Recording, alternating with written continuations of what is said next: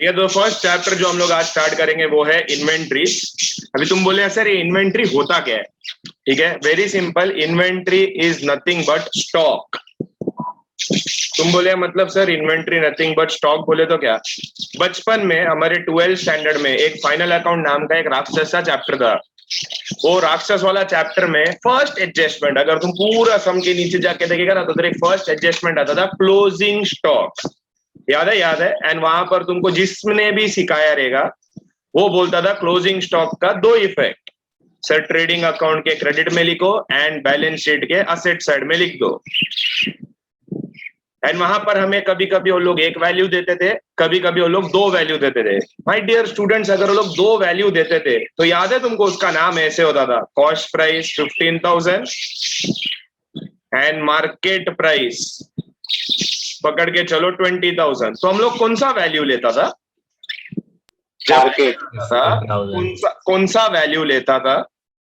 बोलो ना, मैं सुन रहा हूँ। कौन सा वैल्यू? जो छोटा रहता था वो वैल्यू लेता था, विच एवर इज लोअर। तो ये बचपन से हमको सिखाया गया है विच एवर इज लोअर लेने का। लेकिन क्यों, ये किसी ने नहीं बताया। मतलब ये है ना, मैंने मेरे टीचर को भी पूछा था एक बार कि मैडम ये विच एवर इज लोअर तो है, बात सही है, लेकिन ऐसा क्यों? तो ऐसा क्यों तुमको कभी किसी ने नहीं बताया, मैं तुमको बताता हूँ। अकाउंट्स में है ना, एक इंसान था जिसका नाम है प्रूडेंस। तुम बोले अच्छी ऐसा कौन नाम रखता है? अरे जब अपने इंडिया में रामलाल श्यामलाल हो सकता है तो प्रूडेंस क्यों नहीं हो सकता? तो ये प्रूडेंस काका ने एक कॉन्सेप्ट निकाला था जिसका नाम था कंजर्वेटिज्म। ठीक है, ये मेरा थोड़ा ब्लर हो रहा है बट इसका नाम था कंजर्वेटिज्म। ये कंजर्वेटिज्म क्या बोलता था कि अगर तुमको लग रहा है कि फ्यूचर में जाके मेरा लॉस होगा तो उस लॉस को तुम आज ही रिकॉर्ड करो। अभी देखो, अगर मुझे लग रहा है कि मेरे पास जो स्टॉक है वो 15,000 का वैल्यू भी हो सकता है, वो 20,000 का वैल्यू भी हो सकता है। अगर मैंने 20 में रिकॉर्ड किया तो इसका मतलब क्या हो गया, मैं प्रॉफिट में रिकॉर्ड कर रहा हूँ। समझ में आया कि हायर वैल्यू पे रिकॉर्ड कर रहा हूँ, जबकि उसका वैल्यू 15,000 भी हो सकता है। तो ये प्रूडेंस नाम का एक इंसान है। ये 99.99% लोगों को है ना पता ही नहीं कि प्रूडेंस नाम का इंसान है। उनको लगता है प्रूडेंस नाम का कॉन्सेप्ट है, रॉन्ग। प्रूडेंस नाम का एक इंसान है, वो इंसान ने ये कॉन्सेप्ट निकाला कंजर्वेटिज्म, जिसके बेसिस पे हम रिकॉर्ड करते हैं लोअर ऑफ द टू। अभी sir lower of the two तो ठीक है, वो तो हमने देखा था, लोअर ओवर वो सब चलेगा, लेकिन तो हम लोग क्या सीखेगा सर? वापिस यही सीखेगा क्या, closing stock, trading, credit, balance sheet ऐसे? नहीं, इधर तुम सीखेगा कि ये जो वैल्यू है, ये जो आपको 15,000, ये जो आपको 20,000, ये जो वैल्यू मिला, ये कैसे मिला, how is that value calculated. तो तुम लोग सीखेगा कि सर ये जो इन्वेंट्री है इसका कैलकुलेशन कैसे होता है। इसका कैलकुलेशन करने के लिए देयर आर फ्यू मेथड्स। अभी वो मेथड कैसे है, क्या है, वो हम लोग धीरे धीरे सीखेंगे। क्या तुमको इधर तक समझ में आ गया? मैंने जो बोला इन्वेंट्री मतलब क्या रहता है, स्टॉक। अभी मेरा बिजनेस है तो मेरे बिजनेस में बहुत सारा स्टॉक होगा। फॉर एग्जांपल, अगर मेरा कोचिंग क्लास का बिजनेस है तो कोचिंग क्लास के बिजनेस में मेरे पास क्या क्या स्टॉक हो सकता है? सर आपके पास नोट्स हो सकता है जो स्टूडेंट ने लिया नहीं, आपके पास कोचिंग इंस्टीट्यूट का बैग्स पड़ा हुआ रह सकता है जो अभी तक गया नहीं, आपके पास पेन्स हो सकता है, बहुत सारे चीजों का मेरे पास स्टॉक हो सकता है। तो इसे कहते हैं इन्वेंट्री। तो इसका वैल्यू कैसे होगा वो हम लोग आज के लेक्चर में सीखेंगे। There are few methods. Few बोले तो एकदम प्रिसाइसली बात करेंगे तो 3 मेथड है, उसमें से एक मेथड उन लोग ने कैंसिल कर दिया है। तो वो कौन सा मेथड है, कौन सा मेथड कैंसिल हुआ है, अगर वो मेथड है तो उसको हम सॉल्व कैसे करेंगे, वो सब कुछ हम आज सीखेंगे।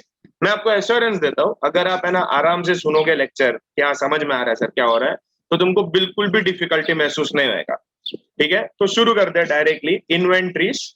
तो इन्वेंट्री में थोड़ा ऐसा तो नोट्स देख लेते हैं क्या क्या है। तो इन्वेंट्री जनरली क्या बोला जाता है, inventories are goods that are held for resale. For example समझ के चलते हैं, सपोज मैं हूं वड़ा पाव वाला। मैं क्या करता हूँ, मैं कोचिंग का बिजनेस से थक गया हूँ, मैंने सोचा मैं आज के बाद वड़ा पाव बनाऊंगा। ये मैं हूँ, ये मैं सर, तुम बोला टांग किधर है? सर टांग भी है, ठीक है। ये कढ़ाई है, ये चम्मच है, अंदर इधर वड़ा पाव बन रहा है, इधर मैंने वड़ा रखा है, ठीक है, इधर मैंने समोसा रखा है एंड इधर मैंने भजिया रखा है। ठीक है, मुझे बताओ, यहाँ पर गैस है, ठीक है, गैस आग जल रहा है, मुझे बताओ इसमें ये जो कढ़ाई है, क्या ये कढ़ाई मैंने बेचने के लिए रखा है? नहीं। नहीं। तुम अगर सपोज यहाँ पर कोई इंसान आया, अभी सपोज अपना अनमोल आया, अनमोल आके बोला सर ये 10 रुपया लो, मेरे को कढ़ाई दो, तुम्हें देगा क्या उसको? मैं बोला बग इधर से, कढ़ाई वढ़ाई नहीं मिलेगा। तेरे को चाहिए तो क्या मिलेगा? ये वड़ा मिलेगा, ये समोसा मिलेगा, ये भजिया मिलेगा, एंड मेरे पास पाव है, एक्स्ट्रा चटनी मिलेगा, लेकिन कढ़ाई नहीं मिलेगा। तो ये जो मैं प्रोडक्शन में यूज करता हूँ ना, इसको बोला जाता है फिक्स्ड असेट। ये है अपना फिक्स्ड असेट्स। लेकिन ये जो है अपना, जो मैंने बेचने के लिए रखा है यहाँ पर, इसको बोला जाता है गुड्स। ये हो गया वड़ा पाव वाले का बात, ठीक है? वड़ा पाव वाला का बात हो गया। यहाँ पर सबको समझ में आया क्या मैंने क्या बोला? सबको समझा? हाँ सर, बराबर क्लियर मालूम पड़ा क्या हो रहा है। समझो, समझ में आया? समझा? ओके। अभी लेते हैं नेक्स्ट एग्जांपल, एक और example for your understanding. Suppose मैं गया मेडिकल शॉप में, वो जो उसने दवाई रखा हुआ है, वो रखता है ना काउंटर पे, तो मेडिकल शॉप में उसने ना दवाई रखा हुआ है, वो दवाई को हम क्या बोलेंगे? मेडिकल शॉप में जो मेडिसिन है वो फिक्स्ड असेट है कि गुड्स है? गुड्स। बोलो। मेडिकल शॉप में जो मेडिसिन है वो सर गुड्स है, थोड़ी हो देगा। तो ये इट इज केप्ट फॉर, उसको समझ में मैं क्या बोल रहा हूँ? सिमिलरली सपोज मैं गया किराने के दुकान में, ग्रोसरी शॉप में गया, मैं ग्रोसरी शॉप में घुसा, मैं उसको बोला भाई मेरे को तेरा लाइट बहुत पसंद है, चल मेरे को तेरा लाइट दे दे। वो बोलेगा अरे बासमती राइस लेके जा, मैं बोला नहीं लाइट दे, वरना वही लाइट तेरे सर पे फोड़ूंगा मैं।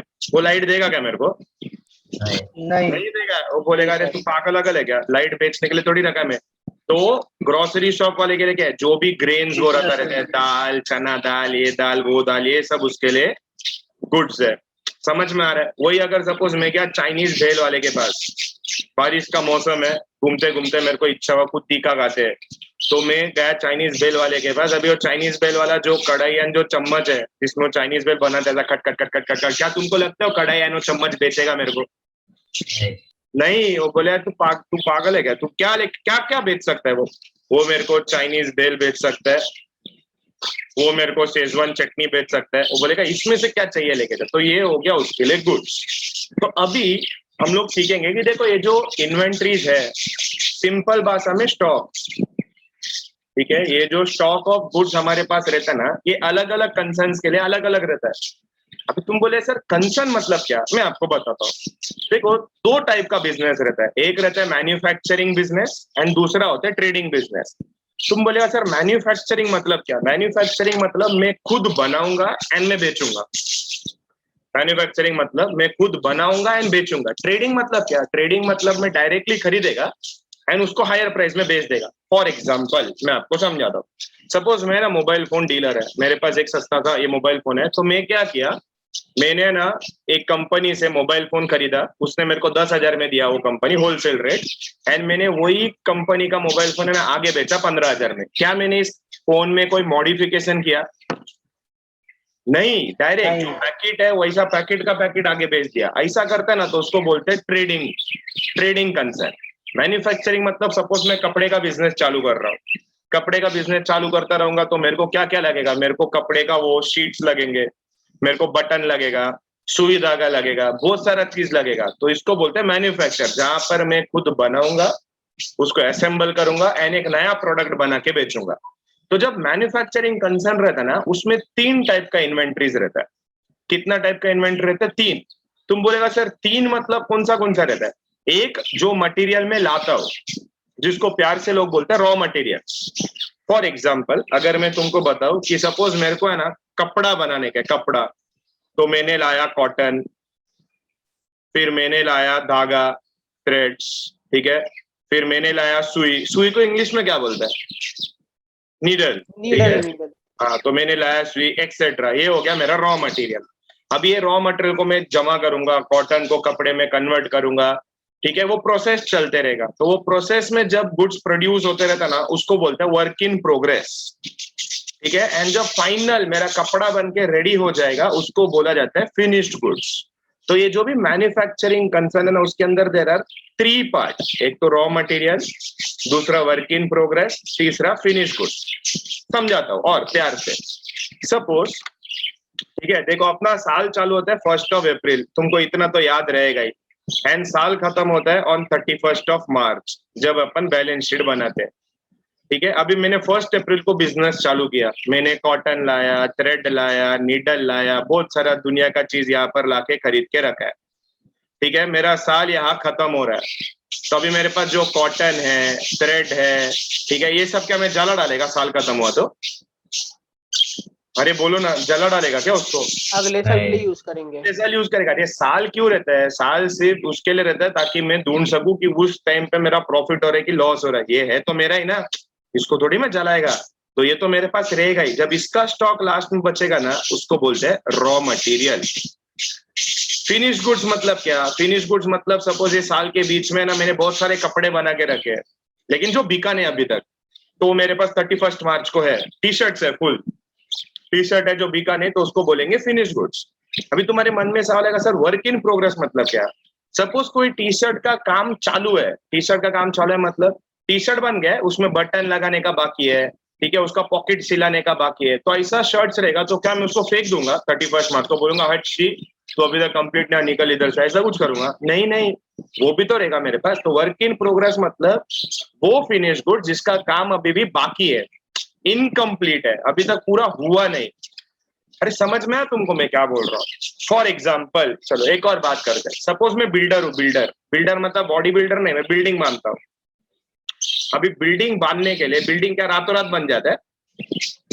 नहीं, उसको सर वक्त लगता है। तो बिल्डिंग बांधने के लिए मैंने क्या किया? मैंने ईंट लाया, सीमेंट लाया, ठीक है, रॉड्स लेकर आया, सब कुछ ला के रखा है, तो इसको क्या बोलेंगे? ईंट, सीमेंट, रॉड क्या बोलेंगे?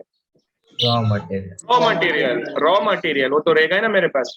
फिर मेरा बिल्डिंग में क्या होगा? मेरा बिल्डिंग का ना पहला 4 माला रेडी है, पहला 4 माले का फ्लैट सर रेडी, तो ये जो रेडी है ना, that is my finish goods. And ऊपर का जो फ्लैट है उसका कंस्ट्रक्शन चालू है, तो उसको हम क्या बोलेंगे? Work in progress. क्या सबको समझ में आया मैंने जो बोला?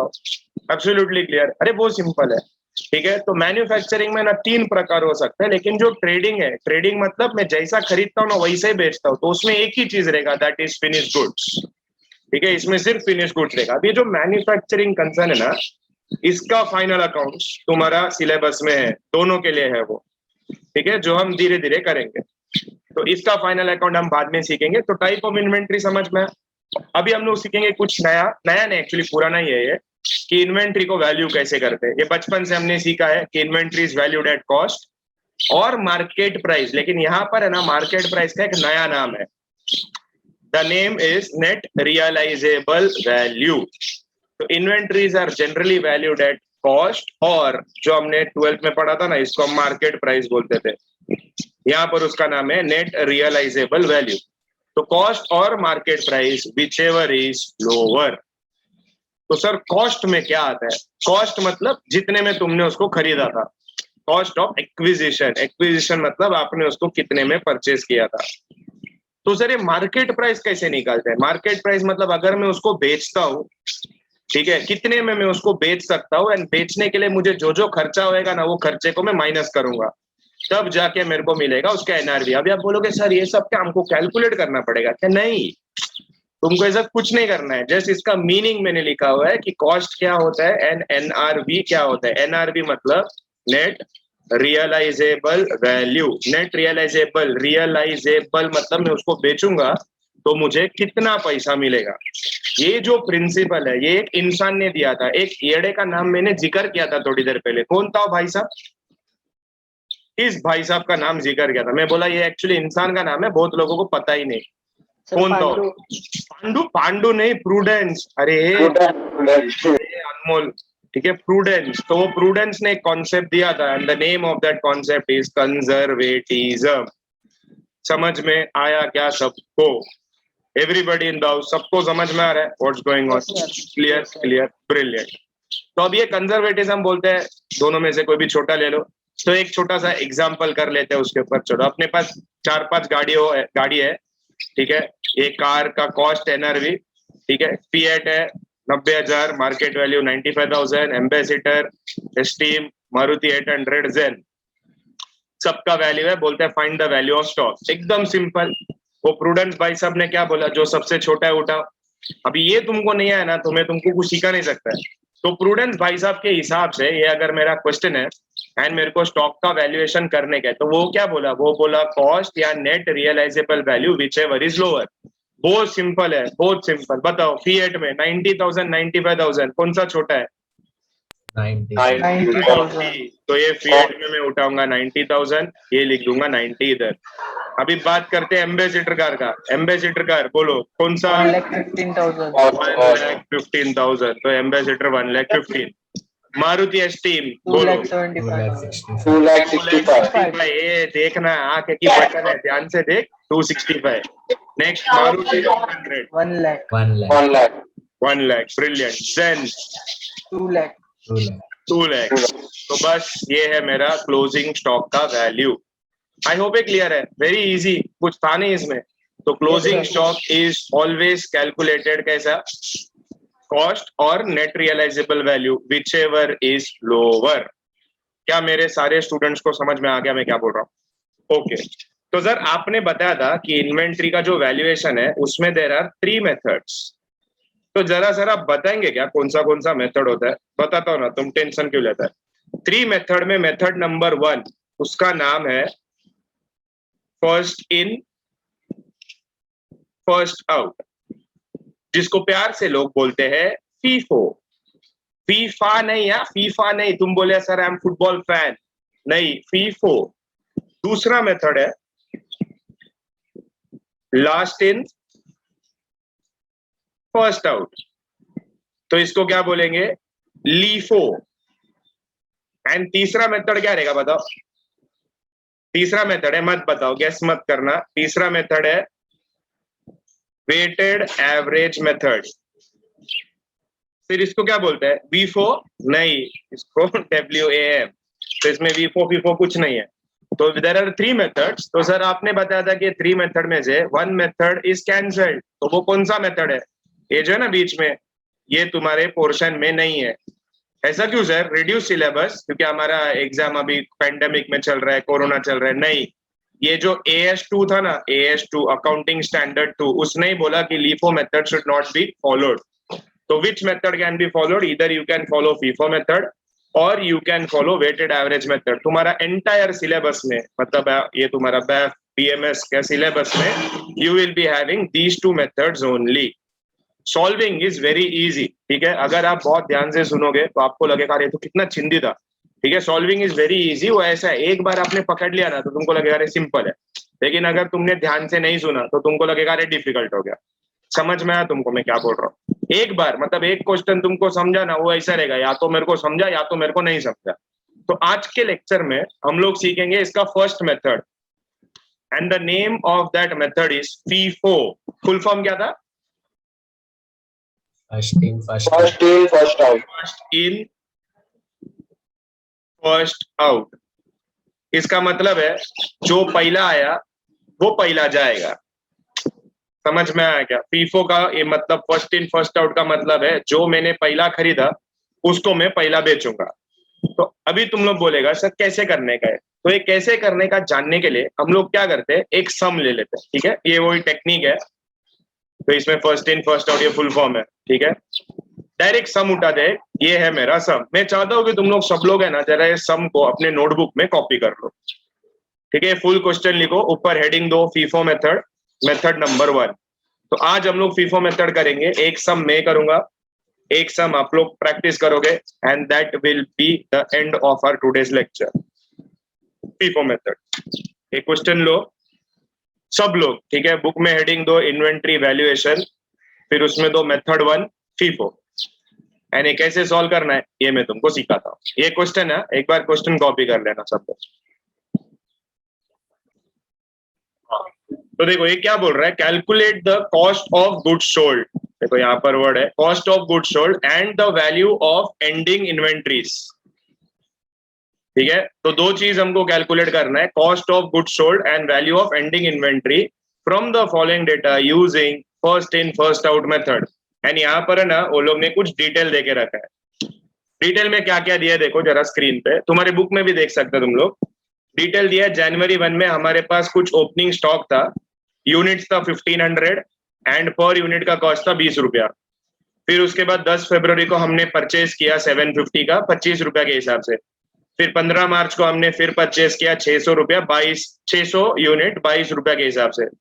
फिर 25 मार्च को हमने बेचा, 10 अप्रैल को हमने फिर बेचा, 15 मई को हमने फिर परचेज किया एंड 10 जून को हमने फिर बेचा।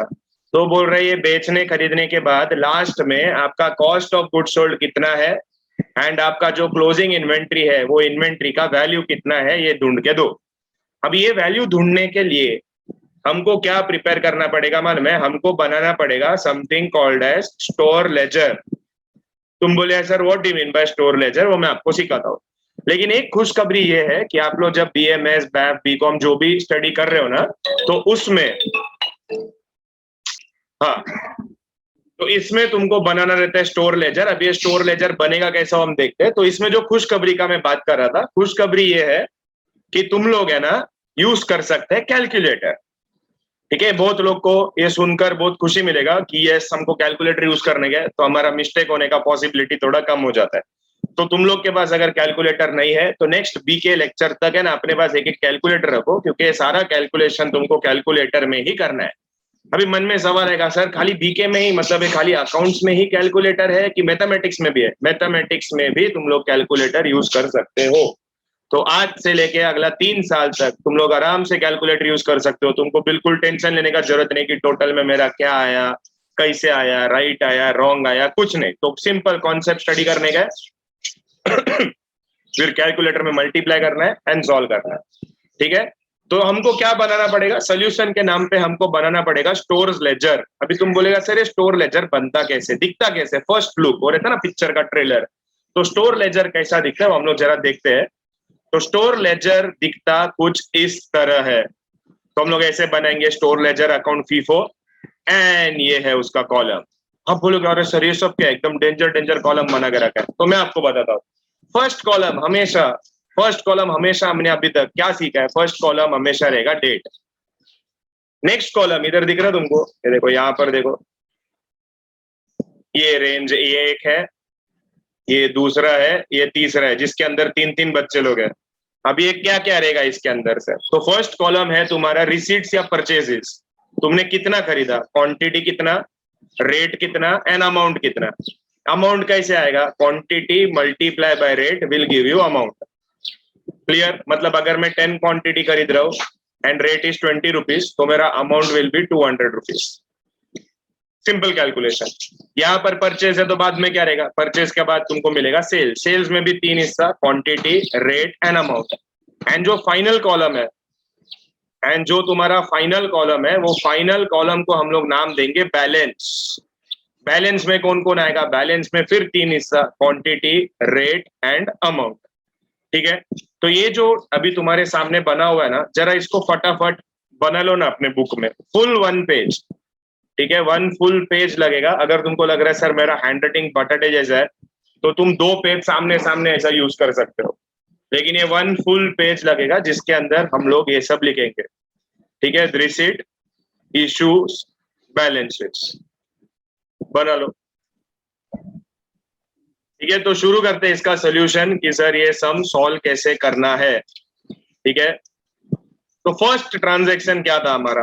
तो फर्स्ट ट्रांजैक्शन जो था तुम्हारी बुक में भी रहेगा, सर जनवरी 1 को there was an opening stock जिसका unit was 1500 and per unit price was 20 rupees. तो जनवरी 1, तो डेट कॉलम में हम लोग पहले लिखेंगे Jan 1। Jan 1 मतलब जनवरी 1। अभी देखो ये ओपनिंग स्टॉक है तो ये मैंने खरीदा भी नहीं है, ये मैंने बेचा भी नहीं है, तो ये कौन से कॉलम में आएगा? बैलेंस के कॉलम में आएगा। तो ये जो क्वांटिटी है, क्वांटिटी, तो क्वांटिटी के कॉलम में आएगा यूनिट्स 1500। रेट के कॉलम में आएगा इधर दिया हुआ रेट, दैट इज 20 रुपया। तो 20 रुपया multiply by 1500 will give me 30,000 rupees. I hope this is absolutely clear. Everybody in the house, सबको समझ में आ क्या हो रहा है? Simple, very simple sir. तो ये जो भी हमारा ओपनिंग स्टॉक रहेगा, ये ओपनिंग स्टॉक को हमको बैलेंस के कॉलम में लिखना है। हो गया, मेरे को समझ में आ गया सर। वो मल्टीप्लाई करना है, मल्टीप्लाई करने के लिए आई कैन यूज कैलकुलेटर या I can directly multiply, choice is mine. तो Jan 1 का जो मेरा काम है वो हो चुका है खत्म। तो बढ़ते हैं नेक्स्ट पॉइंट की ओर। नेक्स्ट क्या था? नेक्स्ट था नेक्स्ट था सर February 10 को हमने परचेज किया था, ठीक है, जरा ध्यान दो स्क्रीन पे प्लीज, बाद में you can copy it down. तो सर Feb 10 को we have purchase 750 unit and per unit का जो कॉस्ट इज 25 रुपीज। तो परचेज है तो परचेज इसके कॉलम में लिखो, तो डेट के कॉलम में लिखो Feb 10, परचेज इसके कॉलम में, क्वांटिटी के कॉलम में हम लिखेंगे यूनिट्स, रेट के कॉलम में हम लिखेंगे 25 रुपया। तो 750 इंटू 25 रुपया विल गिव मी 18,750। अरे हाँ ठीक है, मैं बोल रहा हूँ, तू टेंशन मत ले। 18,750 कोई सेल किया है मैंने? नहीं, तो यहाँ पर आएगा डैश डैश डैश। तो सर बैलेंस में क्या है अभी बताओ माय डियर स्टूडेंट, मेरे पास कितना स्टॉक है अवेलेबल? 2 है कि 1 है? कितना स्टॉक अवेलेबल है? नहीं सर, 2 है, 2। अरे है ना, अरे ये पहले देखो 1500 का क्वांटिटी था और तुमने 750 खरीदा है, तो ये 1500 का तो मेरे पास क्वांटिटी है ही, plus at the same time अभी मेरे पास 750 क्वांटिटी 25 रुपया वाला भी आ चुका है। क्या तुमको समझ में आया मैंने क्या किया? क्या तुमको समझ में आया? अरे है ना स्टॉक में, बेचा किधर? बेचेगा तभी कम होएगा ना, बेचा नहीं तो पड़ा रहेगा ना, जमा होते जाएगा वो। तो ऐसा जमा करते जाने का तुमको। देखो इधर दिखा कैसा जमा किया मैं, पहला वाला भी था सर, एंड ये जो नया लिया ना ये भी जमा हो गया मेरा। तो इसके साथ मेरा Feb 10 का जो काम है वो हो गया समाप्त। Anyone has any doubt please ask, मैं रुका हूं। Any doubt? Any doubt? No doubt? तो रुका, बाद में सॉल्व करना, जस्ट वेट फॉर 5 मिनट्स। तो Feb 10 का मेरा काम हो गया। अभी बढ़ते हैं नेक्स्ट। सर हाँ बोलो बोलो बोलो। फिर से एक बार हाँ ये देखना, मेरे पास पहला कितना क्वांटिटी था?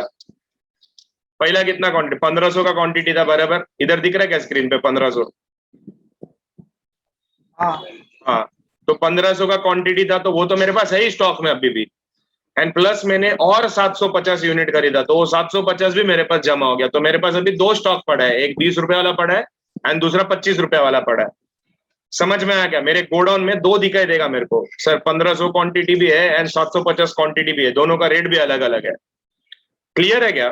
समझा क्या सबको? जिसका भी डाउट था क्लियर है? समझ में आता है? thumbs up। समझा? 2 स्टॉक आ गया मेरे पास। चलो ग्रेट, आगे बढ़ते हैं। आगे क्या हो रहा है देखो, मैं तुमको कॉपी करने बाद में वक्त देता हूं। मैंने March 15 को और खरीदा तो क्या होगा सर? डेट के कॉलम में मैं लिखूंगा March 15, परचेज इसके कॉलम में मैं क्वांटिटी में लिखूंगा 600 unit, price per unit is 22 रुपया, तो 600 इंटू 22 गिव्स मी 13,200 रुपीज। कोई बेचा क्या मैंने March 15 को? कुछ नहीं बेचा है मैंने। अभी मुझे बताओ, अभी मेरे पास कितना स्टॉक रहेगा? 2 ऐड होगा। 3 स्टॉक रहेगा, 3 स्टॉक। अभी मेरे पास है ना 3 स्टॉक रहेगा सर। ये 1500 जो 20 रुपया वाला ये भी है, 750 वाला भी है, and eight the same time ये जो 600 मैंने खरीदा वो भी स्टॉक मेरे पास अवेलेबल है। तो मेरे पास 3 स्टॉक है, 20 रुपए वाला, 25 रुपए वाला एंड 22 रुपए वाला। क्या अभी समझ में आया क्या सबको क्या हो रहा है? मतलब पहला ऐसा थोड़ा हार्ड लगा रहेगा, तो अभी क्लियर हो गया कि हाँ सर अभी समझा मेरे को ऐसा करना है। क्लियर? सबको समझा क्या?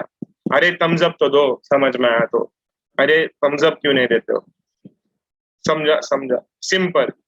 ठीक है, चलो एक काम करते हैं, यहां तक जो हुआ है ना पहले उसको लिख लेते हैं। तो ये Feb 10 तक पहले लिखो तुम लोग, फिर हम लोग March 15 का करते हैं। लिख लो।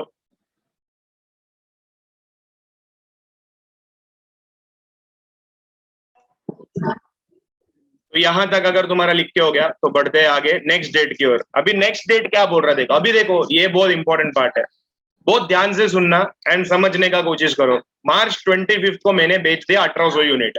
अभी क्वेश्चन है कि सर ये लोग 1800 यूनिट बेचा तो बोल रहा है, लेकिन लोग देखो शाने लोग ने प्राइस ही नहीं बताया। ठीक है, तो जरा हम लोग कैलकुलेट करते हैं। तो March 25 को मैं बेच रहा हूँ 1800 यूनिट। कौन सा मेथड फॉलो कर रहे हैं हम लोग? मेथड कौन सा फॉलो कर रहे हैं? FIFO का मतलब क्या? जो पहला है ना सर वो पहला हम बेचेंगे। तो अभी 1800 यूनिट अगर मुझे बेचना है तो मेरे पास सबसे पहला आया हुआ क्वांटिटी कौन सा है? कितने का क्वांटिटी है? 1500 का क्वांटिटी है। अरे समझा क्या? देखो ये तो सबसे पहला तो मैं 1500 बेचूंगा 20 रुपया में। तो ये 1800 में सर पहला तो मैं जो 1500 है ना मेरे पास, वो 1500 में पहला क्लियर करेगा। उसके बाद और कितना बचता है? और कितना बचता है? 1800 में से 1500 गया तो और कितना बचेगा? 300। 300, तो ये जो नेक्स्ट 300 यूनिट है ये मैं कहां से लूंगा?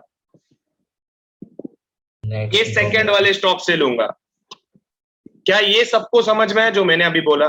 चलो मैं रिपीट करता हूँ, ठीक है, मैं वापिस एक बार बोलता हूँ।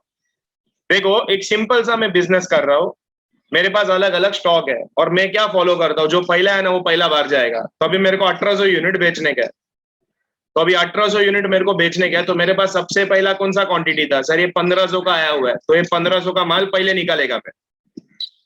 तो सर ये 1500 का माल मैं कितने रुपए में बेचूंगा? 20 रुपए में निकालूंगा। एंड बाकी 1800 का पूरा क्लियर करने के लिए मेरे को और 300 यूनिट का जरूरत पड़ेगा। ये 300 का जो क्वांटिटी है वो मैं कहां से निकालूंगा? वो मैं ये 750 से निकालूंगा। तो 750 में से अगर मैंने 300 बेच दिया तो मुझे बताओ कितना और बचा है इसके अंदर क्वांटिटी? 750 में से अगर 300 गया तो और कितना बच रहा है? 450। 450 बच रहा है। क्या सबको ये समझ में आया क्या मैंने जो बोला? मैं इंतजार कर रहा हूँ, क्या तुमको समझ में आया मैंने जो बोला? चलो आगे करते हैं, देखो कैसा सॉल्विंग होता है। तो ये जो 1800 यूनिट है सर, तो ये जो 1800 यूनिट है, total quantity to be sold is 1800। ये 1800 मेरे को कहां से मिलेगा? ठीक है, मेथड हम फॉलो कर रहे हैं फर्स्ट इन फर्स्ट आउट। तो ये जो 1800 है, पहला तो मैं ये 1500 यूनिट आएगा, दिख रहा है तुमको 1500 नाचा? तो पहला तो मैं ये 1500 यूनिट क्लियर करूंगा, ठीक है। उसके बाद नेक्स्ट जो 750 है, वो 750 में से मैं ये 300 यूनिट्स दे दूंगा। तो अगर मैं 750 में से 300 यूनिट बेच रहा हूं तो मेरा जो स्टॉक बैलेंस बचेगा उसमें 450 यूनिट और बचेगा मेरा। क्या सबको समझ में आया मैं जो बोल रहा हूँ? एवरीबडी, क्या ये क्लियर है? सबको समझा तो एक थम्स अप चाहिए मेरे को, दैट्स इट। हाँ सर समझा, क्या बोल रहा मालूम पड़ा था, ठीक है। तो अभी इसको बेचने का तरीका कैसे है कि सर हम लिखेंगे कैसे? बहुत सिंपल है, ठीक है। देखो कैसे लिखना है इसको, तो यहाँ पर मैं लिखूंगा March 25। परचेस के कॉलम में कुछ नहीं, because I am not purchasing anything. तो क्वांटिटी इशू में वो दो हिस्से में जाएगा। पहला 1500 का क्वांटिटी जाएगा 20 रुपया में। रेट कौन सा? ये रेट जितने में खरीदा था उतने में बेच रहा हूं मैं। तो 1500 क्वांटिटी 20 रुपया में, एंड बाकी दूसरा 300 क्वांटिटी 25 रुपया में। क्या ये समझा सबको? ओके। तो अभी मुझे बताओ मेरे क्लोजिंग स्टॉक में क्या ये 1500 वाला दिखाई देगा? क्या ये 1500 वाला स्टॉक रहेगा क्या मेरे पास? नहीं। नहीं, बेच दिया ना तुम, बेच दिया तो कहां से रहेगा वो? तो 1500 वाला स्टॉक नहीं रहेगा। क्या ये 750 वाला पूरा का पूरा 750 है मेरे पास? नहीं। नहीं। कितना है बताओ ये 750 में? 450। सिर्फ 450 है। तो सर अभी मेरे पास जो है स्टॉक, उसमें देखो सर ये 1500 यूनिट अभी मेरे पास नहीं रहेगा बैलेंस में, एंड ये जो 750 यूनिट है उसमें 300 यूनिट्स आर सोल्ड। तो इसका मतलब 450 unit will be there in my closing stock. तो यहाँ पर मेरा 450 यूनिट मल्टीप्लाई बाय 25 रुपया, दैट गिव्स मी 11,250। और कोई स्टॉक है क्या मेरे पास कि खत्म हो गया? इतना ही था? और कोई स्टॉक है अवेलेबल? बोलो बोलो, और कोई स्टॉक है क्या अवेलेबल? है ना? ये 600 वाला भूल गया क्या तुम? ये 600 भी तो है, एक इधर बेचा मैं अभी तक। तो ये जो 600 है ये भी पूरा का पूरा 600 यूनिट्स मेरे पास अवेलेबल रहेगा। क्या तुमको ये समझ में आया जो ये हुआ? क्या ये समझा गया? अरे क्या ये समझा गया? Thumbs up. क्या ये समझ में? वो सिंपल है, मैं बोल रहा हूँ ध्यान से करेगा तुमको बहुत इजी लगेगा, ठीक है। चलो लिख लो, ये वाला जो पार्ट है सोल्ड का लिख लो, फिर हम लोग आगे टेस्ट करते हैं तुमको कि आगे तुमको कितना और समझ में आएगा। बहुत इजी है, मतलब एक ऐसा मैं घर का हिसाब जैसा है। घर में सर स्टॉक आया था तो पहला जो आता उसको मैं पहला निकालेगा, फिर मैं देखेगा मेरे पास कितना बाकी है। Nothing difficult, it is very simple, ठीक है। कर लो, लिख लो इतना, and then will proceed further. चलो नेक्स्ट क्या है देखते हैं। नेक्स्ट क्या है सर? वापिस बेचा है अप्रैल 10 को। तो अप्रैल 10 को मैं 750 यूनिट बेच रहा हूँ। अभी माय डियर स्टूडेंट तुम लोग बताओ, चलो अभी मेरे को 750 यूनिट बेच रहा है, तो देखो कौन सा यूनिट पहला बेचेगा? मैं ये 450 वाला स्टॉक पहला बेचूंगा कि 600 वाला स्टॉक पहला बेचूंगा? 450। बोलो बोलो। 450 वाला। तो सर ये 750 में से 450 वाला मैं पहले बेचूंगा, मतलब ये 25 रुपया के हिसाब से जाएगा। एंड जो बाकी बचता है, अभी 750 में से 450 गया तो 300 बचेगा। ये 300 स्टॉक में कहां से निकालूंगा? 600 में से। परफेक्ट। तो सर ये जो मेरा total quantity to be sold is 750, ये 750 में से पहला 450 तो मैं यहाँ से ले लूंगा क्योंकि पूरा 450 का 450 आ गया। अभी सिंस अभी मेरे को कम पड़ रहा है 300, तो मैं दूसरा वाला स्टॉक से निकालूंगा। ये जो 300 यूनिट है it will be issued from this 600 वाला स्टॉक। तो आउट ऑफ दिस 600 मैं ये 300 यूनिट हटा दूंगा। तो मुझे बताओ मेरे बैलेंस के नाम पे मेरे पास कितना स्टॉक अवेलेबल रहेगा? बैलेंस के नाम पे कितना स्टॉक अवेलेबल रहेगा? 300 units will be available. Brilliant. तो sir April 10 I am not purchasing anything, तो यार देयर विल बी डैश। ये 750 कैसा जाएगा? पहला सर 450 यूनिट हम बेचेंगे 25 रुपए के हिसाब से, फिर उसके बाद ये 600 में से हम 300 यूनिट बेच देंगे, वो 300 यूनिट 22 रुपए के हिसाब से जाएगा। तो सर मेरा जो क्लोजिंग स्टॉक बचेगा वो 450 तो हो गया गायब, ठीक है, क्योंकि वो है ही नहीं मेरे पास अभी। तो 450 गया क्योंकि मैंने उसको सेल कर दिया। एंड ये 600 में से 300 unit will remain, that is 300 into 22 gives me 6600। ये हो गया मेरा नेक्स्ट अप्रैल 10 का transactions. I hope this is very clear. तो बढ़ते हैं आगे। नेक्स्ट पार्ट क्या आ रहा है देखो। अभी नेक्स्ट क्या कर रहे हैं हम लोग, सम में दिया है कि मई 15 को हमने फिर परचेस किया 600 यूनिट। Very good. मई 15 हमने परचेस किया 600 यूनिट, 25 रुपए का यूनिट, तो 600 into 25 गिव्स मी 15,000। कोई बेच नहीं रहा है हम लोग। बताओ मेरे पास देखो ऑलरेडी पहला 300 यूनिट है, तो वो 300 यूनिट वैसे का वैसा में नीचे लिखेगा। एंड उसके बाद जो मैंने नया खरीदा ना वो 300 के नीचे लिखूंगा मैं। तो 300 के नीचे क्या लिखूंगा मैं? मेरे पास अभी नया 600 यूनिट आया 25 रुपया के हिसाब से 15,000 रुपया। ये हो गया मेरा मई 15 का ट्रांजैक्शन। क्लियर? ये तो इजी रहेगा अभी, ठीक है। रुको मैं आगे कर रहा हूँ, 1 मिनट, उसके बाद तुम लोग दोनों कॉपी कर लेना। फिर उसके बाद देखो जून 10 को हमने सोल्ड कर दिया। कितना सेल किया हमने? 750 यूनिट सेल किया। चलो अभी माय डियर स्टूडेंट्स तुम बताओ, ये जब मैं 750 यूनिट बेच रहा हूँ तो पहला मैं किससे बेचूंगा? 600 से बेचूंगा कि 300 से बेचूंगा? 300 से। देखो ऑर्डर में जो पहला है वो पहला जाएगा, तो पहला ये 300 गया, तो अभी 750 में से 300 गया, ये 300 जाएगा 22 रुपीज। तो और कितना बचा? 450। नेक्स्ट 450 में कहां से लूंगा? 600 में से लूंगा, तो ये जाएगा 25 रुपए के हिसाब से। तो मुझे बताओ अगर ये 600 में से 450 निकल लिया तो कितना बचेगा? कितना क्वांटिटी विल रिमेन? 150। कितना? 150 quantity will remain. Very good. तो सर ये जो 750 क्वांटिटी टू बी सोल्ड है इसमें से फर्स्ट 300 हम लोग यहाँ से ले लेंगे, एंड उसके बाद जो रिमेनिंग 450 है वो हम लोग ये 600 में से उठा लेंगे। तो लेट्स डू द नीडफुल। तो जून 10 डेट लिख दिया, तो 300 यूनिट सर 22 रुपए के हिसाब से एंड 450 यूनिट 25 रुपए के हिसाब से। तो अभी मेरा क्लोजिंग स्टॉक के नाम पे ये 300 वाला रहेगा क्या? नहीं, वो चला गया। तो सर ये 300 वाला भी मेरे पास नहीं है क्योंकि मैंने इसको ऑलरेडी सेल कर दिया। देखो the entire 300 units are sold, so they are not in my stock on June 10, क्योंकि जून 10 को मैंने बेच दिया। तो शाम को जब मैं गिनती करने जाएगा तो वो 300 यूनिट नहीं दिखेगा। एंड ये 600 यूनिट में से पूरा 600 अवेलेबल नहीं रहेगा, उसमें से सर 450 बेच दिया मैंने, तो इसका मतलब मेरा 150 यूनिट विल बी रिमेनिंग। तो 150 मल्टीप्लाई बाय 25 रुपया विल गिव मी 3750। तो ये है मेरा जून 10 का कैलकुलेशन। क्या सबको समझ में आया क्या हो रहा है? Everybody FIFO method, first method FIFO method, simple. Right it down, ठीक है, लिख लो जरा इसको।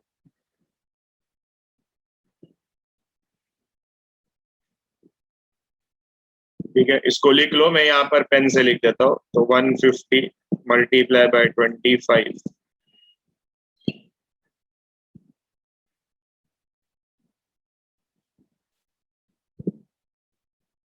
लिख लो।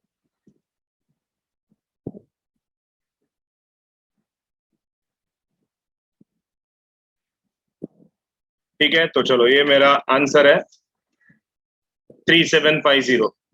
इसके बाद और कोई ट्रांजैक्शन है क्या वो सम में?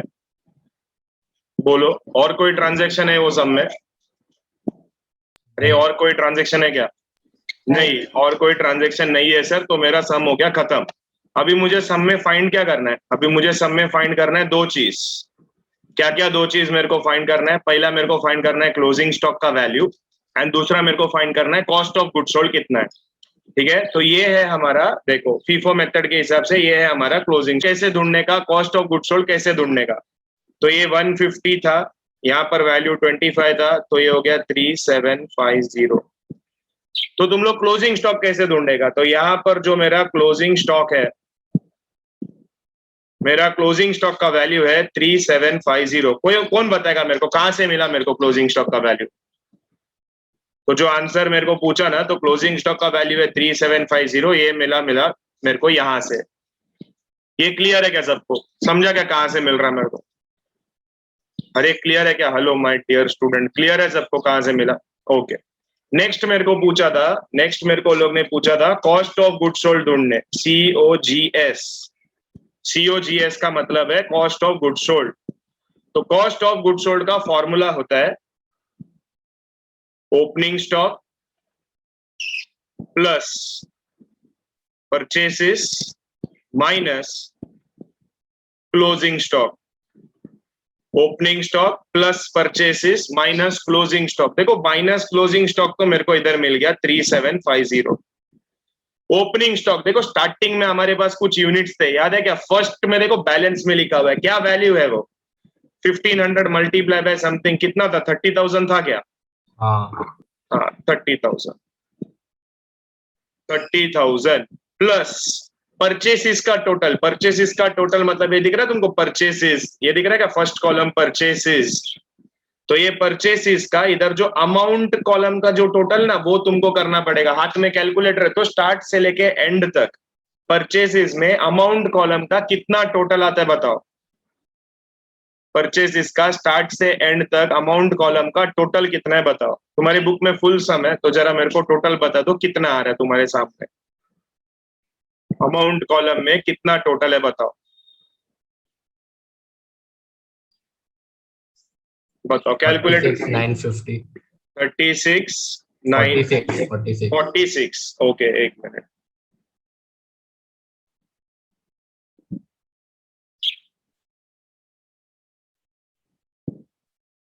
तो 46,950 ये परचेज इसका टोटल है। तो इसको जरा कैलकुलेट करके मेरे को बताओ वैल्यू कितना आता है। तो यहां पर तुम्हारा वैल्यू आएगा 73,200। ठीक है, cost of good sold is rupees 73,200। एक बार है ना ये अमाउंट कॉलम का इसे टोटल मार के देखो जरा, देखो क्या वैल्यू आता है तुमको। अमाउंट कॉलम का टोटल का वैल्यू क्या आता है देखो।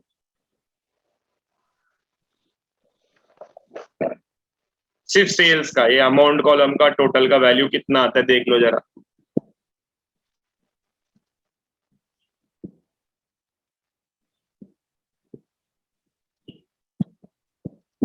कैलकुलेटर है तो फटाफट होना चाहिए, जल्दी करो। कितना वैल्यू आ रहा है?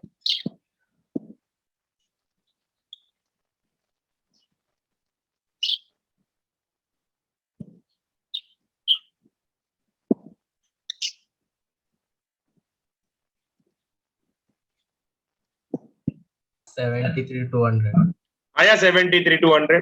देखो यही आंसर हाँ है। सर। मतलब ये जो यहाँ वैल्यू आता है ना 73,200, ये देखो ये वैल्यू एंड ये value will always remain same.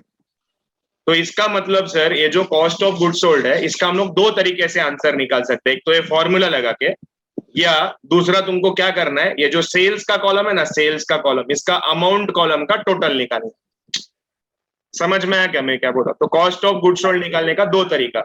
एक तो ये सेल्स का अमाउंट कॉलम का टोटल डायरेक्ट लिख डालो, that is your final answer.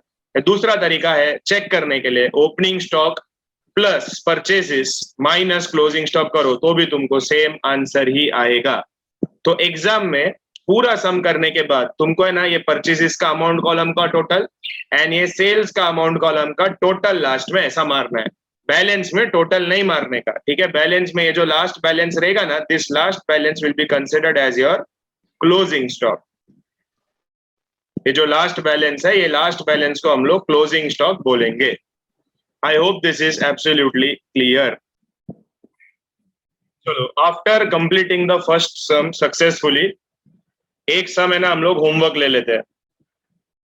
तो ये जो इलस्ट्रेशन नंबर 3 आपके आंखों के सामने है, this will be your homework for the day. ठीक है, तुम बोले सर मेरे पास ये सम नहीं है, इसका स्क्रीनशॉट ले लो।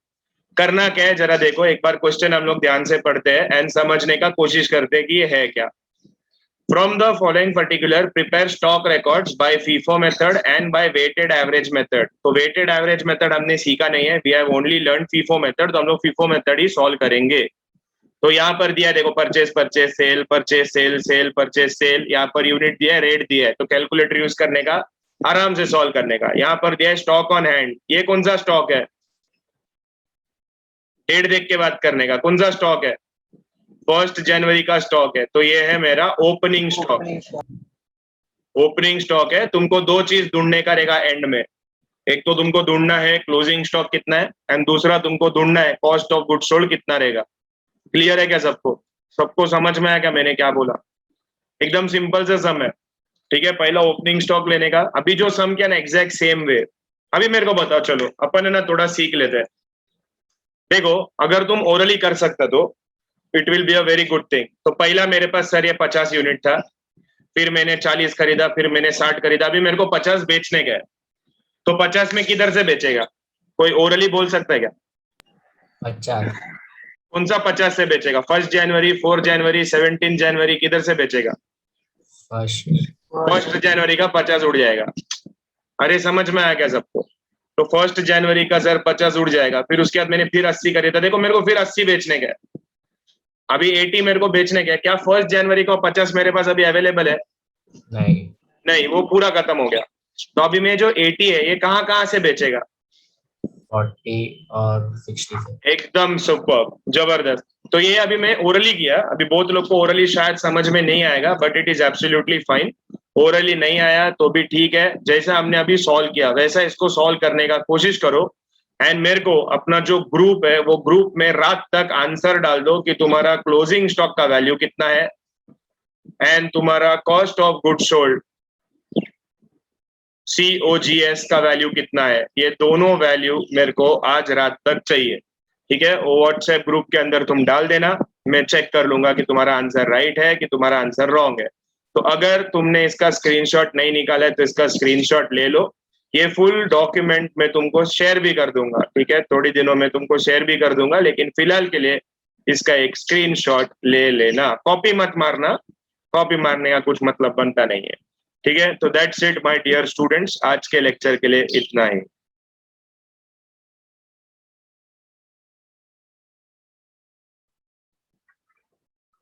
ठीक है, तो someone calculate by FIFO method weighted average cost of inventory valuation and cost of goods sold. Okay, तो यहाँ पर मेरे को ना डिटेल लेके रखा है. देखो ये FY BCom एग्जाम में आया हुआ है. ठीक है, 2003 एडॉप्टेड, एडॉप्टेड मतलब ये BAF में भी आता है, वहां से लिया हुआ क्वेश्चन है.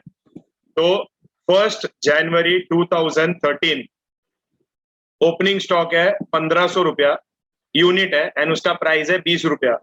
तो ओपनिंग स्टॉक हम किधर लिखेंगे, तो यहाँ पर डेट में मैं लिखूंगा, चाहिए तो इधर फर्स्ट इसमें लिख दो 2013, फिर यहाँ पर आएगा Jan 1. ठीक है, जरा ध्यान से प्लीज, सबका ध्यान स्क्रीन पे. तो Jan 1 क्या है वो value, 1500 unit multiply by 20 per unit. तो यहाँ पर कुछ नहीं आएगा, डायरेक्ट एक क्वांटिटी में आएगा 1500 मल्टीप्लाई बाय रेट 20. तो कितना आंसर आना चाहिए, तो आंसर आना चाहिए 30,000 रुपीज. क्या सबको समझ में आया इधर तक जो मैंने किया, समझा तो थम्स अप, समझा तो एक प्यार मोहब्बत वाला थम्स अप. ओके चलो लिख लो, इधर तक लिख लो, ये लिख लो Jan 1. ठीक है, लाइन वाइन कुछ मारने की जरूरत नहीं है, मैं जैसे लिख रहा हूँ वैसा तुम लोग भी लिखते जाओ. तो Jan 1 जो हमारा ओपनिंग स्टॉक है वो हम यहाँ लिखेंगे. फिर भी अगर तुमको लगता है नहीं सर मुझे डैश मारना है तो तुम यहाँ डैश मारो, तुम लोग भी करो, मैं भी करता हूँ. चलो आगे बढ़ते हैं. नेक्स्ट पार्ट क्या बोल रहा है, देखो 5 जनवरी हमने परचेस किया 750 यूनिट 25 रुपया में. तो जनवरी 5 हमने कितना यूनिट परचेस किया, 750 यूनिट्स. तो हमने 750 यूनिट परचेस किया, रेट है 25 रुपया. बताओ कितना अमाउंट आता है, कैलकुलेटर में मल्टीप्लाई करके बताओ फटाफट. 750 यूनिट मल्टीप्लाई बाय 25 कितना आता है, सर 18,750. 750. 18,750. कोई क्वांटिटी में सेल नहीं कर रहा है, मेरे पास 2 स्टॉक है, तो ये जो पहला वाला स्टॉक है ना, इसको मैं पहला लिखेगा इधर 1500 यूनिट 20 रुपया 30,000 में। एंड उसके बाद ये जो मैंने अभी खरीदा उसको मैं इधर लिखूंगा 750 25 रुपया में 18,750 रुपया। तो ये हो गया मेरा जनवरी 5 का एंट्री। ठीक है, कर लो तुम लोग भी। चलो, in case of any doubt please पूछो। ठीक है, बिल्कुल भी शर्माना मत, कुछ भी डाउट है आराम से पूछो। तुम्हारा नेटवर्क इशू है तो तुम अंदर बाहर जा आ सकता है, तुमको इसका रिकॉर्डिंग भी दे दिया जाएगा। जैसा फर्स्ट मेथड होएगा ना, उसका रिकॉर्डिंग तुम्हारे पास आ जाएगा, तुम्हारे ईमेल आईडी पे मिलेगा तुमको। तो मेरा जैन 5 का ट्रांजैक्शन हो चुका है कंप्लीट। अभी आते हैं नेक्स्ट क्या है, जैन 10। ठीक है, जैन 10 फिर हम लोग परचेस कर रहे हैं 600 यूनिट 22 रुपया में। ठीक है, तो यहाँ पर मैं लिखूंगा, देखो लाइंस का थोड़ा ध्यान रखने का। जैन 10 600 यूनिट 22 रुपया, तो कितना आता है 13,200। चेक करो बराबर है क्या, 13,200 आता है क्या? चलो मैं भी कैलकुलेटर निकाल लेता हूँ। हाँ हाँ मैं भी कैलकुलेटर निकालता हूँ। 13,200। हाँ वेरी गुड। तो अभी देखो मेरे पास 3 स्टॉक है। कौन सा 3 स्टॉक है? ये ऊपर का दो पहले में लिखेगा ही, 1500 20 रुपया 30,000 देख के लिखना है, कोई टेंशन नहीं है। 750 यूनिट 25 18 750 एंड अभी खरीदा हुआ 600 यूनिट, तो 600 यूनिट 22 रुपया के हिसाब से 13,200। तो ये हो गया मेरा जैन 10 का एंट्री। ठीक है, तुम लोग भी कर दो फटाफट। कैलकुलेटर नहीं लिया रहेगा ना तो मेक श्योर कि तुम लोग है ना कैलकुलेटर ले लो, क्योंकि तुमको है ना काम आएगा कैलकुलेटर। मतलब ऐसा ना हो कि सर मैं लिया ही नहीं किया ही नहीं, ये सब मत करो, ले लो calculator, it will be useful. जैन 10 तक अगर हो गया ना तो एक थम्स अप डालो, यस सर जैन 10 तक कंप्लीट। आराम से करो, समझ के करो। ठीक है, फर्स्ट सम था, तुमको होमवर्क भी दिया था, वो थोड़ा डिफिकल्ट था, बट इट्स ओके। डिफिकल्ट रहेगा तो तुम सीखेगा। डिफिकल्ट मतलब उसमें एक पॉइंट था कि जो सेलिंग प्राइस के सामने जो प्राइस लिखा रहता है सेलिंग यूनिट्स के सामने, वो तुमको कंसिडर नहीं करना। डन, इधर तक झाला का? ओके, चलो आगे बढ़ते हैं। आगे क्या बोल रहे हो? 15 को मैं बेच रहा हूँ 1800 यूनिट बेच रहा हूँ। देखो यहाँ पर यूनिट कॉस्ट बोला है, क्या मेरे पे कॉस्ट लेना है? अरे क्या मेरे पे कॉस्ट लेना है क्या? नहीं, इसको इग्नोर। तो 1800 यूनिट, अभी रुको जरा ध्यान दो मैं क्या कर रहा हूँ। ठीक है, प्लीज जरा ध्यान दो। तो ये हो गया मेरा जैन 15। तो इसको है ना मैं थोड़ा डिफरेंट कलर पेन से लिखता हूँ ताकि तुम्हारे ध्यान में आए। चलो, जैन 15 परचेस में कुछ नहीं है। कितना यूनिट बेच रहा हूँ मैं? 1800 यूनिट बेच रहा हूँ। तो 1800 में से पहला तो मैं ये 1500 यूनिट बेचेगा। ठीक है, तो मेरा पहला तो ये 1500 यूनिट जाएगा 20 रुपया के हिसाब से, मतलब यहाँ पर मेरे को मिलेगा 30,000। लेकिन मुझे टोटल कितना बेचना है? मेरे को टोटल बेचना है 1800। तो कितना कम पड़ रहा है? अरे कितना कम हो रहा है? 1800 होने के लिए और कितना यूनिट बेचना पड़ेगा? 300। तो ये जो 300 यूनिट है ये मैं कौन सा स्टॉक से लूंगा? ये 750 में से लूंगा। समझ में आ रहा है क्या सबको? तो ये 300 में 750 में से लूंगा, तो 750 का वो रेट क्या है? 25 रुपया। तो 300 इंटू 25 रुपया विल गिव मी 7,500 रुपीज। तो अभी देखो ये 750 में से 300 जा चुका है। ठीक है, ये 1500 पूरा का पूरा जा चुका है। तो ये 750 में अगर 300 गया है तो कितना बचेगा उसमें? बोलो रे, 300 750 में से 300 गया तो कितना बचता है? 450 बचेगा। तो 450 बचेगा 25 रुपया के हिसाब से। ठीक है, तो 450 इंटू 25 करो तुम लोग भी calculate. 450 into 25 that gives me 11,250 and ये 600 पूरा का पूरा रहेगा, तो 622 रुपए के हिसाब से 13,200। क्या ये सबको समझ में आया इधर तक? Hello sir. हेलो, बोलना सिद्धेश। सर वो 750 से 300 क्यों कम किया? 450 आया ना। अरे टोटल तुझे कितना बेचने का है? टोटल कितना यूनिट बेचने का सिद्धेश? इधर देखना, कितना यूनिट बेचने का? 1800 यूनिट बेचने का, बराबर? हाँ हाँ, तो अभी तेरे पास ये ऊपर का 1500 का स्टॉक गया, तो और कितना बेचना पड़ेगा तेरे को? अरे मैं तेरे को बोला मेरे को 1800 वड़ा पाव दे, तूने मेरे को 1500 वड़ा पाव दिया, तो और कितना वड़ा पाव देगा? 300। हाँ, तो वो 300 किधर से देगा? ये बचा हुआ स्टॉक में से। अरे समझा क्या सिद्धेश? हाँ सर, यस। देख, ये देख, वापिस सुन, ये देख, ये देख, ये मेरे पास ये 3 स्टॉक है। हम लोग कौन सा मेथड फॉलो कर रहे हैं? फर्स्ट इन फर्स्ट आउट, मतलब जो पहला रहेगा ना उसको हम लोग पहला बेचेंगे। तो मैंने ये पहला है, ये दूसरा है, ये तीसरा है, ये पहला तो पूरा कंप्लीट हो गया। तो अभी जो बचेगा वो मैं कहां से बेचूंगा? यहां से बेचूंगा। समझा क्या सिद्धेश? सुन रहा है क्या? Yes sir.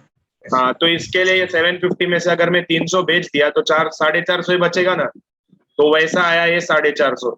450 कैसा है सर? 750 में से 300 यूनिट आपने बेच दिया तो 450 unit are still with you. तो that is my 450 unit. I hope every student को सबको समझ में आ गया कि क्या हो रहा है। सबको समझ में आया तो एक थम्स अप प्लीज। सर ठीक है, ओके, ब्रिलियंट। चलो, तो ये लिख लो, फिर हम लोग बढ़ते हैं आगे। ठीक है, मेरे थोड़ा ऐसा स्लाइड मेरे को पैर नीचे करना पड़ेगा, तुम लोग थोड़ा एडजस्ट कर लेना। ठीक है, हाँ ऐसा रहे। चलो नेक्स्ट क्या है? रुको जरा, मैं एक और डेट का करता हूँ तो तुमको और समझ में आएगा। देखो 12 अप्रैल 2013 750 का सेल हो रहा है। सेल के टाइम पे ये रेट इग्नोर कर दो। तो 750 का मेरे को सेल करने का है, तो ये जनवरी के बाद डायरेक्ट अपन आ गया अप्रैल 12 कितने का सेल है? 750 का सेल है। अभी देख सिद्धेश, टोटल मेरे को 750 यूनिट बेचना है, तो पहला में ये 450 में से निकालेगा। तो पहला ये 450 यूनिट गया, कितना रुपया में जाएगा? 25 रुपया में जाएगा। तो मेरा वैल्यू कितना आएगा? 11,250 रुपीज। अभी बता सिद्धेश, मेरे को 750 यूनिट बेचना है, उसमें से 450 मैंने ऑलरेडी बेच दिया, तो और कितना बेचना पड़ेगा? 300। Very good. अभी ये जो 300 है तू कहां से निकालेगा? 450 तो खत्म हुआ, तो 600 बाकी से। हाँ 600 से निकालेगा। तो रेट क्या लगेगा? ये 600 वाला रेट, मतलब ये 22 रुपया। तो 300 इंटू 22 कितना आता है? 6600। ठीक है, तो अभी मुझे बता, ये 450 का एक पूरा का पूरा स्टॉक तूने बेच दिया, 600 में से तूने 300 बेच दिया, तो अभी कितना बचेगा? सिर्फ 300 विल बी रिमेनिंग। 150 कैसा रे? 600 में से 300 बेचा तू। सिद्धेश समझ रहे क्या मैं क्या बोल रहा हूँ? हाँ, तो 300 यूनिट बचेगा 22 रुपए के हिसाब से, तो 6600। अरे समझा क्या सिद्धेश? सबको समझ में आ रहा है? प्रणीत, सिद्धेश, अनमोल, ऋग्वेद, हाँ सबको सर मालूम पड़ समझा। रहा है? हाँ, इजी है, बहुत इजी है। थोड़ा कॉन्सेंट्रेट करो तो तुमको समझ में आएगा फीफो मेथड।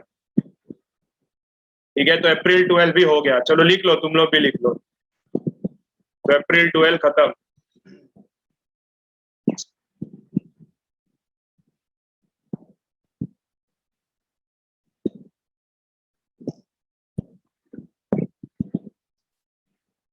चलो डन। चलो आगे बढ़ते हैं। अभी देखो 16 तारीख 16 मई को हम लोग ने 600 यूनिट परचेस किया 25 रुपए के हिसाब से। तो मैं यहाँ लिख देता हूँ, थोड़ा ध्यान दो, इधर ध्यान दो। ठीक है, मई 16 मैंने कितना यूनिट परचेस किया? 600 यूनिट परचेस किया। कितना रुपया के हिसाब से? 25 रुपया के हिसाब से।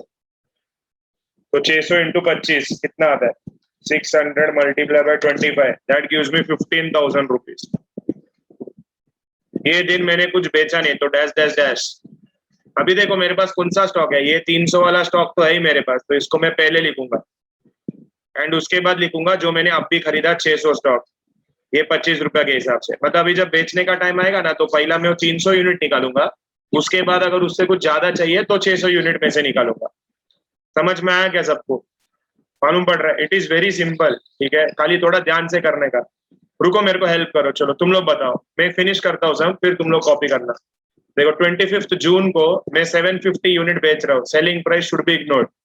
25 जून, तो जून 25 था कि 26 था? 25। तो जून 25 मैं सेल कर रहा हूँ। कितना यूनिट सेल कर रहा हूँ? 750। चलो अभी मुझे बताओ, 750 यूनिट अगर मैं बेच रहा हूँ, तो देखो पहला तो ये 300 जाएगा। अरे दिख रहा है क्या सबको? सबका ध्यान है? पहला तो ये 300 जाएगा। तो सर ये 300 यूनिट आप बेच दो 22 रुपए के हिसाब से, तो 6,600 मिलेगा अपने को। उसके बाद अपने को 750 बेचना है, तो और कितना बेचना पड़ेगा? अरे बोलो, और कितना? हाँ, और 450 बेचना पड़ेगा। तो अभी मुझे बताओ, ये और 450 में कहां से लाऊंगा? और 450 में कहाँ से 600 लाऊंगा? हाँ, ये 600 में से लाऊंगा मैं। सर आपको और एक्स्ट्रा 450 जो चाहिए ना, वो आप 600 में से 450 लेगा, तो ये जो इसका रेट रहेगा, ये रेट रहेगा 25 रुपया के हिसाब से। तो 450 इंटू 25 करो कैलकुलेटर में, कैलकुलेट कितना आता है? 450 मल्टीप्लाई बाय 25, 11,250. Very good, 11,250। अभी देखो ये 600 में से 450 गया तो कितना बचेगा? 150 वेरी गुड, तो 150 यूनिट बचेगा 25 रुपए के हिसाब से। मल्टीप्लाई करो कितना आता है? 150 इंटू 25, 3750 आया क्या सबको? 3750 आना चाहिए, ठीक है। तो हमको दो चीज पूछा है, तो दो चीज ढूंढने से पहले ना तुमको टोटल निकालना पड़ेगा। कौन सा? दो इसका टोटल निकालने का, ये परचेज का अमाउंट कॉलम का टोटल निकालने का, कैलकुलेटर के हेल्प से मारो। फिर ये सेल्स का जो अमाउंट कॉलम है इसका टोटल निकालने का, लास्ट वाला कॉलम का टोटल नहीं निकालने का। तो लोग है ना, दो चीज तुमको पूछता है इसमें। क्या क्या चीज पूछता है? एक पूछता है क्लोजिंग स्टॉक का वैल्यू। कौन बताएगा क्या है क्लोजिंग स्टॉक? 3,750. 3750 3750 कहाँ से आया सर? ये देखो ये वैल्यू, ये रहता तुम्हारा क्लोजिंग स्टॉक का वैल्यू। फिर दूसरा तुमको पूछेगा लोग cost of good sold. Cost of good sold shortcut, कौन सा वैल्यू का आंसर रहेगा कॉस्ट ऑफ गुड सोल्ड का? सेल्स हाँ, इधर जो वैल्यू आएगा ना, ये तुम्हारा आंसर रहेगा कॉस्ट ऑफ गुड सोल्ड का। इसका दूसरा फॉर्मूला क्या है कॉस्ट ऑफ गुड सोल्ड निकालने का? फॉर्मूला याद है क्या? Opening stock plus purchases minus closing stock. मतलब ओपनिंग में जो हमारे पास स्टॉक था उसका टोटल मारने का, फिर परचेसेस का टोटल, मतलब ये जो इधर टोटल आ रहा ना, ये टोटल मारने का, एंड माइनस क्लोजिंग स्टॉक करने का लास्ट लेक्चर, ठीक है। तो वो तुम करेगा तो तुमको मिलेगा, लेकिन उतना लॉन्ग कट मारने का नहीं, डायरेक्ट ये जो सेल्स है ना, ये वैल्यू उठाने का, that is my cost of good sold, ठीक है। जरा टोटल मारो एंड मेरे को बताओ कि क्या आंसर आ रहा है तुम लोग के हिसाब से, ठीक है। करो जल्दी, ठीक है। ये पूरा सम तुम्हारा एक पेज में, तो जरा ध्यान से देख लो, कर लो, इट इज वेरी सिंपल। तो next question is illustration number 30। ये तुम्हारे टेक्स्ट बुक में सब मिलेगा तुमको, ठीक है। तो इलस्ट्रेशन नंबर 30 क्या बोल रहा है? The following particulars have been extracted in respect of raw material of ultra chemical. Okay, find the value of closing stock. तो तुमको यहाँ पर you only have to find the value of closing stock based on FIFO method and weighted average method. मतलब question में ना दोनों करने का तुमको, लेकिन हम लोग पहला करेंगे सिर्फ FIFO मेथड से। तो रिसीट्स बोले तो तुमने खरीदा, देखो हमारा भी इसमें देखो रिसीट्स, ठीक है। एंड उसके बाद दिया है तुमको इशू बोले तो ये इशू सेल्स, फाइन। अभी इसमें ना सबसे बड़ा चीज क्या मैं आपको बताता हूँ, सबसे बड़ा चीज ये है कि इसका डेट को है ना तुमको ऑर्डर में अरेंज करना पड़ेगा। सबसे पहले तुम लोग बोल रहे सर आप बोलना क्या चाह रहे हो? देखो अभी हम लोग के अलग अलग डेट है, 1 जनवरी, 3 फरवरी, 13 अप्रैल, 23 जून, फिर यहाँ पर 5 मार्च, फिर इसके बाद 15 मई एंड 30 जून। तो जरा इसको ना हम लोग क्रोनोलॉजिकल ऑर्डर में अरेंज करते हैं, ठीक है। सबसे पहला क्या आएगा? 1 जनवरी, ठीक है। तो मैं यहाँ पर ऐसा अपने लिए लिख देता हूँ नंबर 1, मतलब ये पहला करना है मेरे को। फिर उसके बाद देखो 3 फरवरी, 3 फरवरी से पहले कोई डेट है क्या दूसरा? माइक ऑन करके बोलो, 3 फरवरी से पहले नहीं, तो ये है मेरा सेकंड आइटम। फिर उसके बाद है देखो 5 मार्च, दिख रहा है क्या इधर? अरे दिख रहा है क्या इश्यूज में? हाँ तो ये हो गया मेरा 3rd आइटम। फिर मार्च के बाद आएगा अप्रैल, देखो इधर 13 अप्रैल, तो ये है मेरा 4th आइटम। फिर उसके बाद अप्रैल के बाद क्या आता है? मई, तो ये देखो ये मई में है 15 मई, तो ये हो गया मेरा 5th आइटम। फिर उसके बाद मई के बाद आता है जून, तो इधर जून में दो चीज है, 23rd भी है 30th भी है। बोलो पहला कौन आता है? 23rd, तो वो हो गया 6th एंड ये हो गया 7th। मतलब ये ऑर्डर में मेरे को वो लिखना है। क्या सबको समझ में आया मैंने क्या बोला? मतलब ये डिफरेंट वैरायटी ऑफ क्वेश्चंस जो तुम एनकाउंटर कर सकते हो तुम्हारे एग्जाम में, and it is very simple. तो एक तो पहला मैं क्रोनोलॉजिकल ऑर्डर में लिखा, अभी एक बार ऑर्डर में लिख लिया, फिर उसके बाद कुछ नहीं है, उसके बाद इट इज वेरी इजी, ठीक है। तो चलो तुम लोग सब लोग माय डियर स्टूडेंट्स बनाओ स्टोर लेजर अकाउंट, अकाउंट नहीं हो, ठीक है, स्टोर लेजर। तो स्टोर लेजर बनाओ। We are only solving the first method, that is FIFO method. FIFO मतलब फर्स्ट इन फर्स्ट आउट, ठीक है। सब लोग फटाफट लाइन मारो with the help of scale and pencil, and then we will start solving this sum. चलो let's start. तो देखो हम लोग ने यहाँ पर क्रोनोलॉजिकल ऑर्डर लिखा है, this is just for our understanding. तो हम लोग डायरेक्ट उधर देखेंगे और सामने देखेंगे। तो Jan 1, 2016 तो ये डेट के कॉलम में 6, तो इधर ऊपर लिख दो 2016, यहाँ डाल दूंगा मैं Jan 1। तो Jan 1 में it is opening stock 100 unit 35 rupees each. तो ओपनिंग स्टॉक का इधर कुछ संबंध नहीं है, तो 100 यूनिट 35 रुपीज ईच, तो 3500 रुपीज। तो मेरा फर्स्ट हो गया सॉल्व। रुको तुम पहला सुनो, उसके बाद यू कैन सॉल्व, ठीक है? पहला तुम देखो मैं क्या कर रहा हूँ, समझने का कोशिश करो, बाद में लास्ट में मैं तुमको लिखने का मौका देता हूँ। नेक्स्ट क्या, number 2, 3rd of February 400 unit purchase किया 40 रुपए में।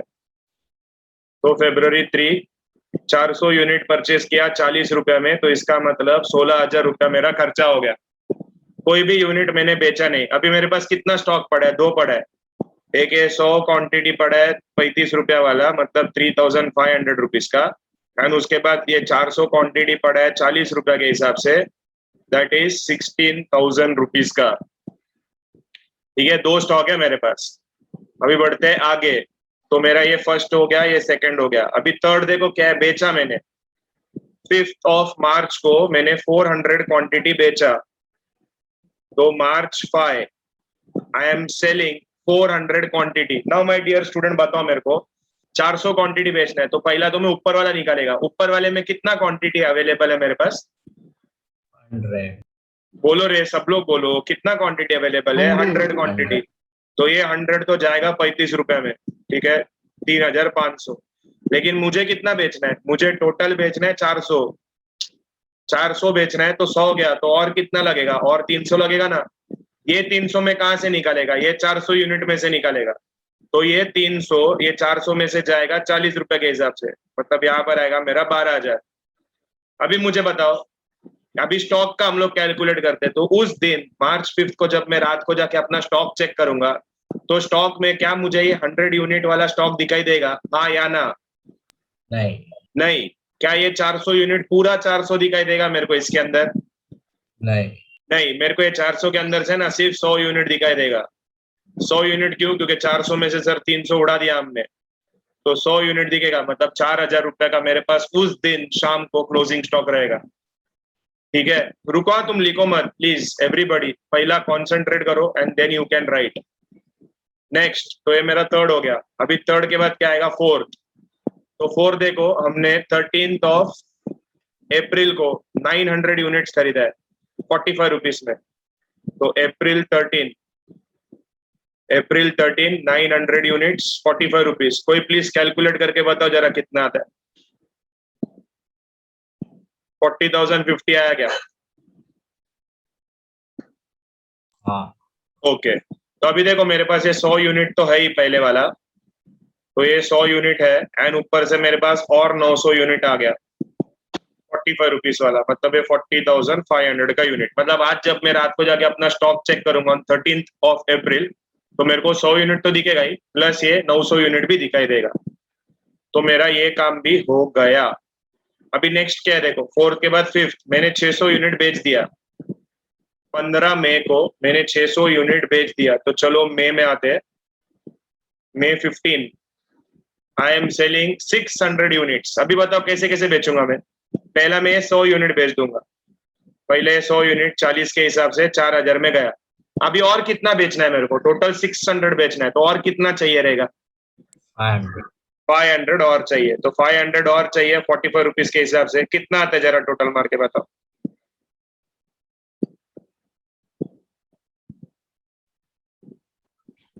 22,500 22,000 500 22,500। तो देखो 500 यूनिट गया।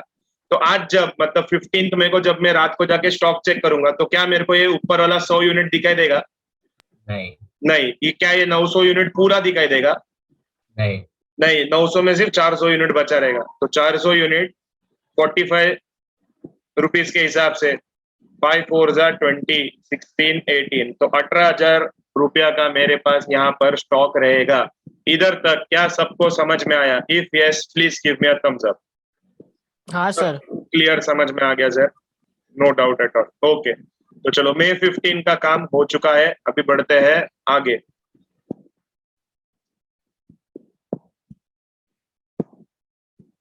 May 15 फिनिश, तो इसको थोड़ा थोड़ा छोटा करता हूँ।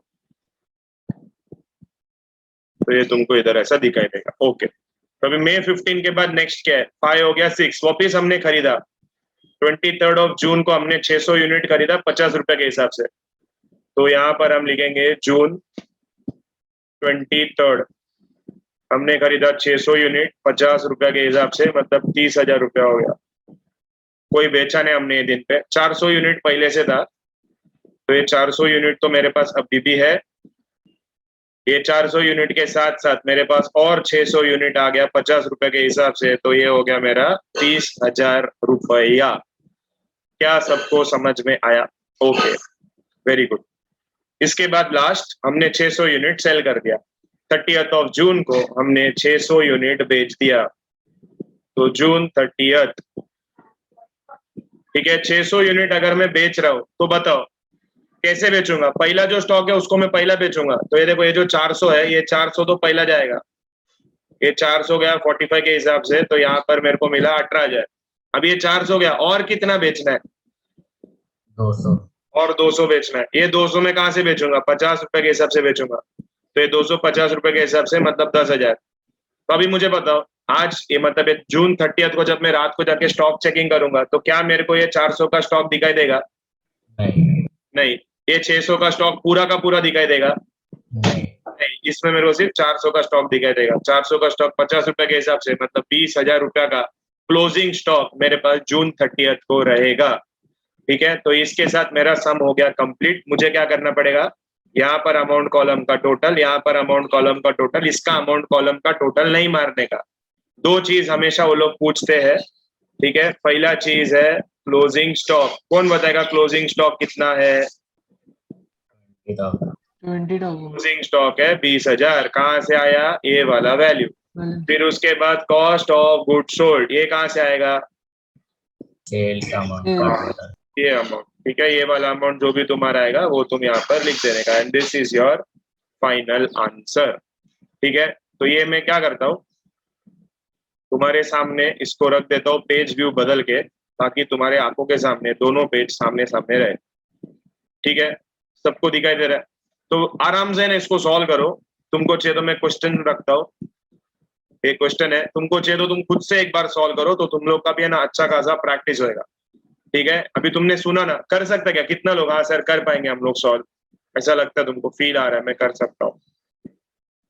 ओके, चलो करो, कोशिश करो, कोशिश करो। क्वेश्चन तुम्हारे सामने, अब भी मैं तुम्हारे सामने सॉल्व किया, तुमको आना चाहिए। ठीक है, ट्राई।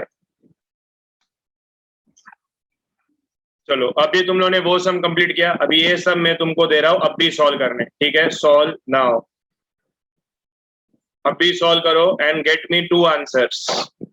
मेरे को चाहिए what is the value of closing stock and मेरे को चाहिए value of cost of goods sold.